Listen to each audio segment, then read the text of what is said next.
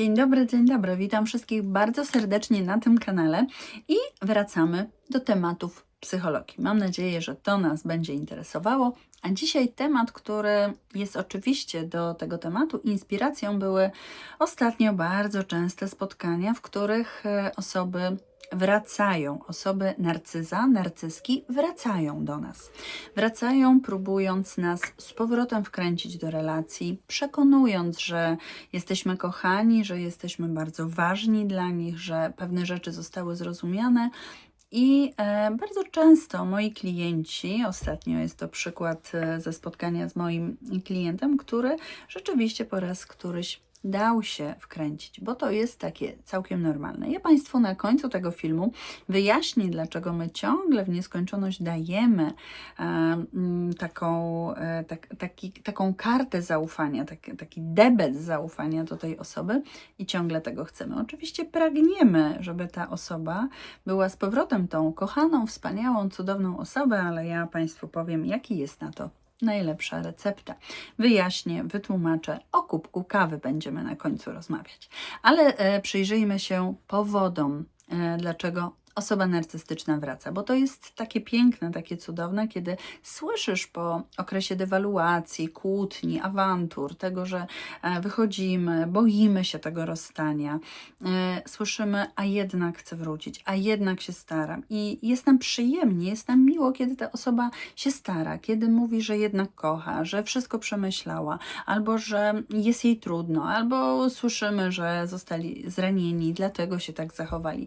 Oczywiście wytłumaczenia, recepty na to, co się stało, są dla nas przyjemne, ale narcyzka bardzo szybko pokazuje zmienność tego zrozumienia, tego, że już wie, o co chodzi, wie, dlaczego tak się wydarzyło i chce to naprawić. To jest zawodowe działanie narcyzek w tym, żeby przekonać do swoich racji znowu albo tą dewaluację rozpocząć ponownie. Cały schemat, cały cykl narcystycznego działania jest bardzo przewidywalny, on jest identyczny 1 do 1, czyli zawsze kiedyś nastąpi wybuch, zawsze kiedyś nastąpi znowu powrót do dewaluacji, znowu coś będzie nie grało i te zagrania są zawsze takie same. Więc jeżeli mój drogi, moja droga, odgrywasz ten cykl któryś raz z kolei, czas najwyższy się zatrzymać. Czas najwyższy chociażby dać dłuższy czas na przemyślenia, na zastanowienie się i na wycofanie się przez chwilę, żeby dać odpocząć swojemu układowi nerwowemu. Bo powrót do osoby narcystycznej nie rozwiązuje naszych problemów. On wprost przeciwnie, jeszcze bardziej nasz układ nerwowy opóźnia, rozprasza, powoduje, że jest nam źle. Przyjrzyjmy się tym powodom, dlaczego tak się dzieje. Zapraszam Państwa bardzo serdecznie na film. Pierwszym i oczywistym powodem jest odzyskanie kontroli. I nie to, że ona będą decydowali, jak to wygląda, jak ta dalej historia się będzie toczyła, choć po części tak, ale głównym powodem jest to, że Twoje odejście burzy jej wyjątkowość.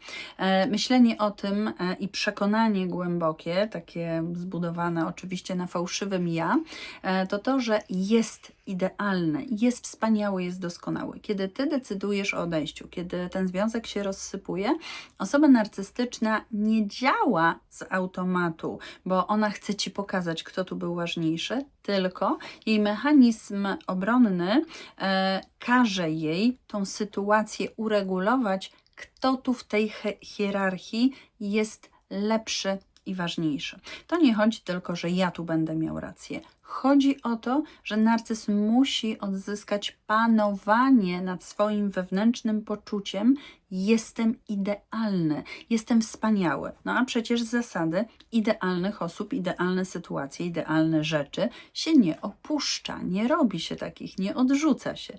Więc narcyzka w tym momencie wraca do swojego ustawienia fabrycznego jestem idealny.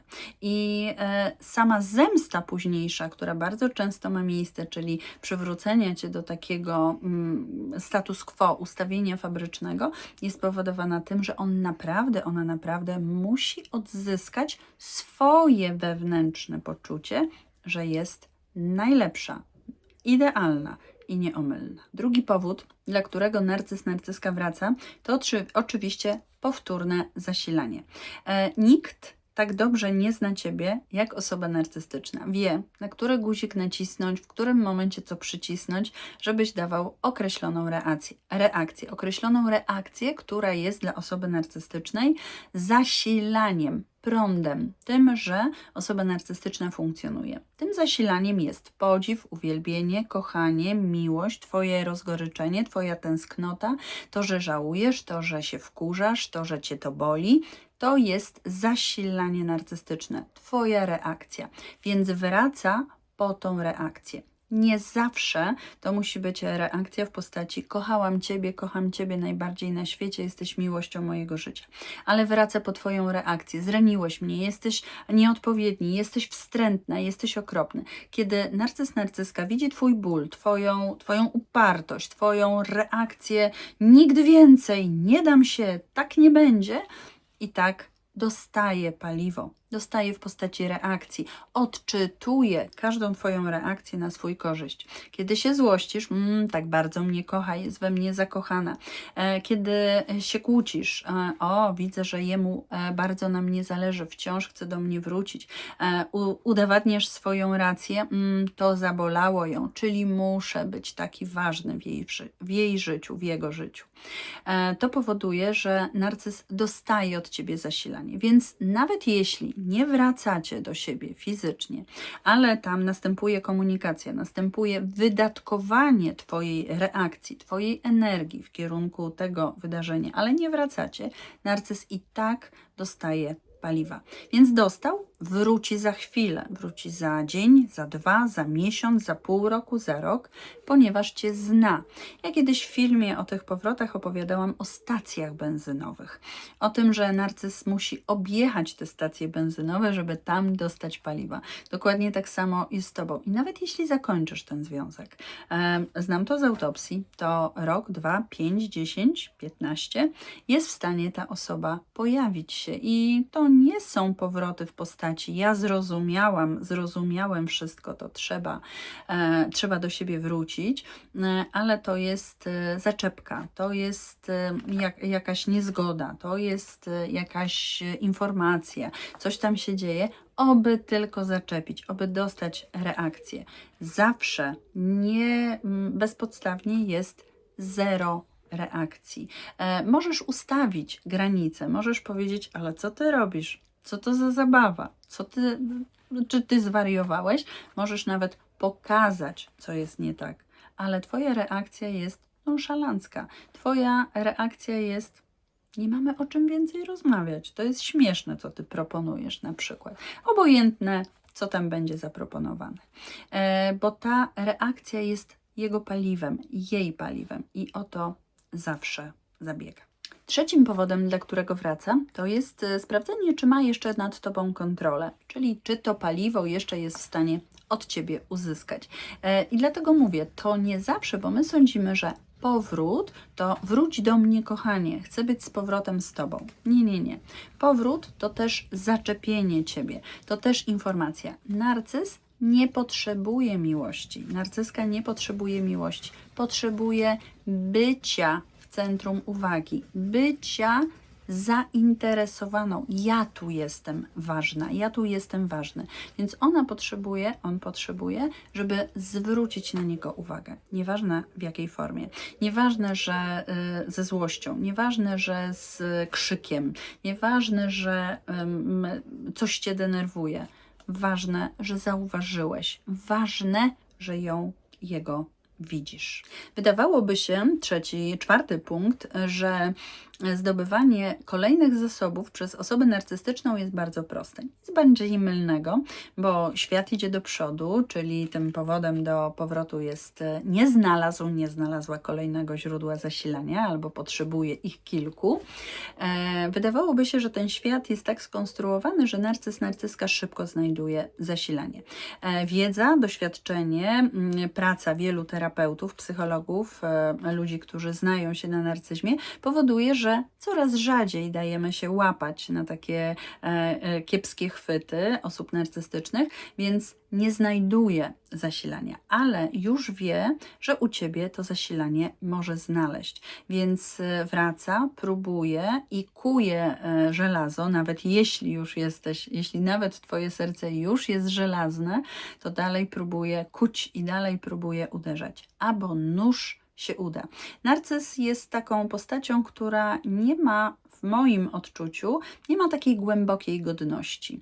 Jeżeli na czymś zależy tej osobie, jeżeli czegoś się boi, jeżeli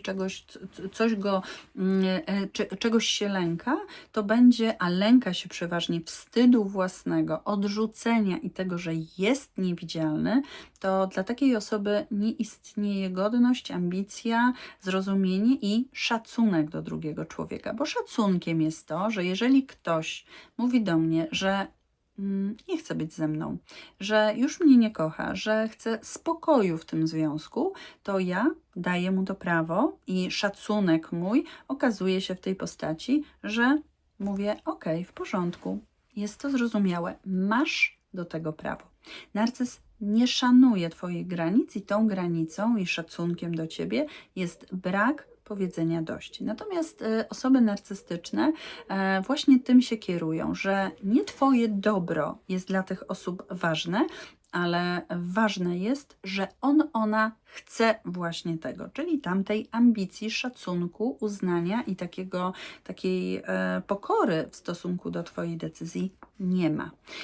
I dlatego bardzo często próbują wracać, bo nie mają dalszego zasilania. Kolejny, 5. punkt to idealizacja przyszłości. I wydawałoby się, że tutaj jest taki punkt, w którym narcyzka zrozumiał, co stracił. Przypomniał sobie te wspaniałe chwile, te cudowne momenty, te Twoje dbanie o niego, tą intymność między Wami, że sobie to wszystko przypomniał, poddał autorefleksji, o której ostatnio mówiliśmy, i zrozumiał, co złego zrobił i zatęsknił, wyidealizował z powrotem tą przyszłość. Nie. Osoba narcystyczna idealizuje przeszłość przez pryzmat widzenia siebie w tej przeszłości. Czyli widzi, jak był idealny, jak ten związek fajnie funkcjonował, jaki był kochany w tym związku, jak mu było dobrze, jak było wspaniale i co często zgłaszacie na konsultacjach, ona zachowuje się, jakby nie było przeszłości, jakby nie powiedział tych strasznych rzeczy, jakby nie zachowała się w sposób po prostu nienormalny, tak? Który absolutnie dyskryminuje nasze dalsze bycie razem. Nie bierze odpowiedzialności za swoje słowa, za swoje zachowania i wraca, jakby nigdy nic się nie stało. To jest właśnie idealizowanie tej przeszłości, bo tam nie ma mojego jako narcyzka złego zachowania. Tam jest tylko pamięć, bo to było fajne. Ja tam narcyzka byłam idealna w tej przeszłości. Ja tam w tym byłam idealna i chcę tego z powrotem. A to, że po drodze powiedziałam, zrobiłam, zachowałam się wstrętnie, wulgarnie, obleśnie, wkopałam kogoś, wkopałem kogoś, nie ma kompletnie znaczenia. Przecież to nie było, przecież to nie ja. A jak ja, to Ty na to zasłużyłeś. Więc ta idealizacja jest tylko idealna w obrazie ja narcyz. Kolejnym powodem, dlaczego te osoby wracają, to jest zmniejszenie własnego dyskomfortu. I ten dyskomfort polega na tym, że nie tyle żałują, że coś jest źle, że popełnili błąd, znowu wracają do autorefleksji. Nie. Tam chodzi o to, że czują pustkę, czują samotność, czują nie taki rodzaj zasilania od innych osób, nie ma tego zainteresowania, nie ma tej intensywności, którą na przykład w chaosie mieli z Tobą, więc wracają. I nie dlatego, że właśnie poddali się autorefleksji, że może coś było nie tak, że może coś się zrobiło, tylko chcą zmniejszyć własny dyskomfort tego, co się wydarzyło. Dyskomfort w postaci nie mam tak mocnego zasilania, jakie powinienem dostać. Powodów jeszcze można by wymieniać bardzo dużo, ale najważniejsze jest to, żebyś rozpoznał, kiedy ten powrót i kiedy to, co ma miejsce, czyli chęć zaczepienia Cię z powrotem, zachęcenia do ponownego wciągnięcia, czyli hoovering. Nie ma polskiego dobrego odpowiednika do tego, ale w skrócie można powiedzieć wciągnięcie Ciebie ponownie do cyklu przemocy narcystycznej, czyli za chwilę będzie dewaluacja, za chwilę będzie odrzucenie i znowu będzie love bombing łamane na hoovering, czyli ponowne odgrzewanie Ciebie. Nie ma takiego rozróżnienia, co się może wydarzyć, czy tak jest naprawdę i czy już w tym momencie ta osoba zrozumiała, bo bardzo często osoby ofiary nie myślą o tym, czy to wszystko będzie teraz lepiej, tylko z powodu uzależnienia i bycia w takim cyklu właśnie przemocy, ciągle zadają sobie pytania, czy wróci, kiedy się odezwie, kiedy będziemy razem, bo to uzależnienie emocjonalne jest tak silne. Natomiast niestety, mili Państwo, najważniejsze, co możecie w tym momencie zrobić, to zastanowić się, na jakich warunkach i na jakich zasadach dobrze by było, aby ta osoba wróciła. Żeby była pewność, że wszystko potoczy się już bez wpędzania Was ponownie w dyskomfort, w dysocjację i w dewaluację. Wszystko na D.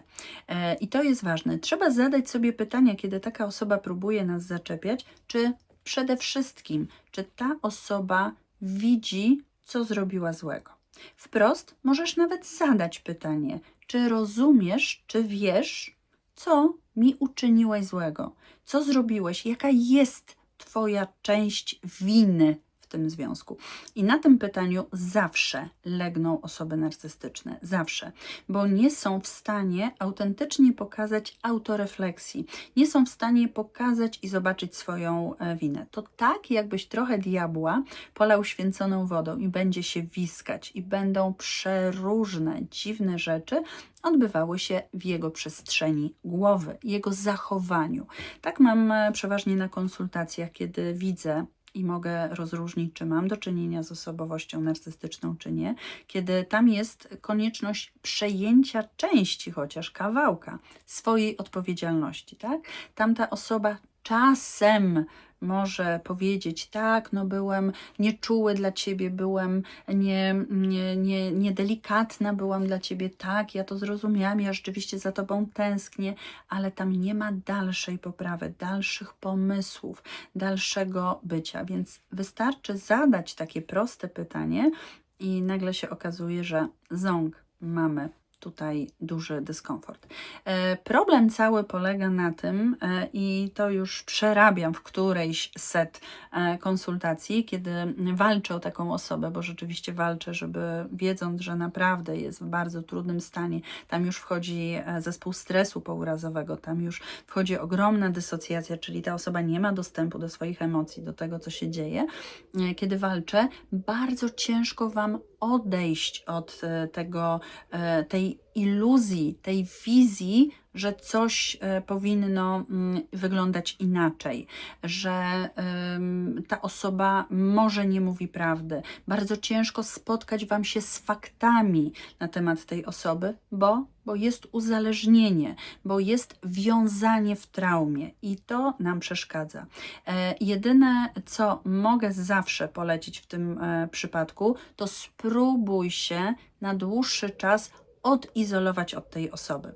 Najlepsze, co zawsze przychodzi mi do głowy i proszę, to mówię, powiedz, że na razie nie, że prosisz o czas, prosisz o miesiąc, zobaczmy się za miesiąc, znajdź sobie zajęcie, znajdź sobie letnie kursy, gdzie musisz wyjechać, znajdź sobie przyjaciółkę, z którą pojedziesz, mamie, której musisz pomóc, tacie, do którego musisz pojechać i coś zrobić. Znajdź sobie zajęcie, żeby na jakiś czas odizolować się od tej osoby i poproś tą osobę o zachowanie na razie no contact, zero kontaktu. Zobacz, czy jest w stanie, zobacz, czy to funkcjonuje, bo Twój przeprogramowany układ nerwowy, kiedy ta osoba będzie Cię non-stop bombardować, dlatego świadomie mówię o szacunku, który jest bardzo ważny w stosunku do drugiego człowieka, bo szacunkiem jest utrzymanie granic. Zgoda na to, nawet jeśli bardzo cierpię, to dla dobra drugiego człowieka ja nie będę na razie się kontaktować, bo on mnie o to poprosił, ona mnie o to poprosiła. Więc ten szacunek sprawdź, czy on jest. Jeżeli tam nie ma szacunku, to tam na każdym etapie ustawienia granicy nie będzie szacunku. To bardzo ważne. Zadaj sobie takie pytanie. Kochani, wracając do kubka kawy, który obiecała mi takiego sposobu, jak sobie z tym w miarę poradzić, wyobraź sobie, że to, czego oczekujesz od swojego partnera, bo uwaga, my nie zakochujemy się w konkretnej osobie. My zakochujemy się w osobie, która jest całokształtem charakteru, zachowań, moralności, naszych planów na przyszłość, naszego sposobu bycia itd., itd. Nie zakochujemy się w konkretnym kubku, tylko zakochujemy się w tym, co ten kubek w sobie nosi. I teraz zobacz, jeżeli spojrzysz na kubek z kawą, ja na przykład uwielbiam kawę latte, mleko bez laktozy, leciutko spienione, bardzo delikatne. I lubię taką kawę, ale czy to ma znaczenie, w jakim kubku będę ją piła? Czy w kubku żółtym, czy zielonym, czy w filiżance, czy kubku z uszkiem, czy wielkim kubasie? Nie ma znaczenia, bo człowiek wizualnie to tak naprawdę ten kubek, ale to, co on ma w środku, jest najważniejsze. Więc zobacz i rozdziel, rozczłonkuj osobę od emocji, uczuć, zdarzeń, tego, co było piękne w tej osobie i te cechy potrzebujesz, nie człowieka, tylko te cechy, te zasady, tą moralność, te zachowania, to potrzebujesz. I kiedy spojrzysz na to, zrozumiesz, że są też w tym kubku inne rzeczy, jak dewaluowanie, krzyczenie na ciebie, złe cię traktowanie i tak dalej. Tych rzeczy nie chcesz. Wtedy uda ci się rozdzielić, bo wielu z was żyje w przekonaniu, że w tym kubku tylko mogę pić tą kawę. Nie jest to prawdą. Możesz wtedy zobaczyć inne cechy. Osoby narcystyczne i to, co się nazywa zawłaszczeniem narcystycznym, to jest właśnie to, że my bierzemy w całości to, co nam daje. A jeśli ten kubek ma urwane ucho, a jeśli ten kubek przecieka, a jeśli ten kubek cały rant ma obdarty i kiedy pijesz z niego, ranisz sobie usta. Co wtedy? Więc musimy rozdzielić. Ja chcę kawę, ja chcę te aspekty, które są dla mnie w życiu bardzo ważne, ale niekoniecznie w tym kubku. Mam nadzieję, że tą moją metaforę rozumiecie, bo to jest tak zwane rozdzielenie, co musimy zrobić w tym, żeby zobaczyć tą osobę, konkretnie tą osobę, bardzo realnie, bardzo przez fakty. Ja muszę zobaczyć, na czym mi zależy. Tak, ta osoba wiele rzeczy mi dawała, ale dawała mi też bardzo źle i musimy teraz wyważyć, tak? Po tej stronie są te cudne rzeczy, a po tej stronie są te złe rzeczy. Natomiast narcyska dąży do tego, żeby to wszystko było w kupie i tylko na wierzchu było to wspaniałe. A my musimy niestety zobaczyć to też niewspaniałe. Dlatego zastanów się nad swoim kubkiem i zobacz, jakie cechy tej kawy, czyli jakie cechy zachowania tej osoby chciałbyś przenieść dalej, a których na pewno nie. Rozdziel osobę od zachowania. Rozdziel to. To zawsze robię z moimi klientami bardzo praktycznie i to przynosi ogromne efekty w pracy indywidualnej i w tym, że przestajemy rozumieć tą osobę jako miłość, nie integrujemy tej osoby jako miłość, tylko tą osobę integrujemy przez zachowania. I to jest bardzo ważne w zdrowieniu, bo ta miłość to to, co ten człowiek robi, a nie miłość to ten człowiek. Konkretnie ten człowiek. Tylko to my kogoś kochamy za to, jaki jest, jakie ma wartości, jakie ma zasady, czym się w życiu kieruje, a nie przypisujemy do danej osoby. Więc mam nadzieję, że to rozdzielenie Wam się uda. Jeśli nie, to zapraszam na konsultacje, zapraszam na szkolenia. Tam mam nadzieję, kroczek po kroczku Was wszystkiego nauczę. Ja Państwu bardzo serdecznie dziękuję za film i do miłego zobaczenia.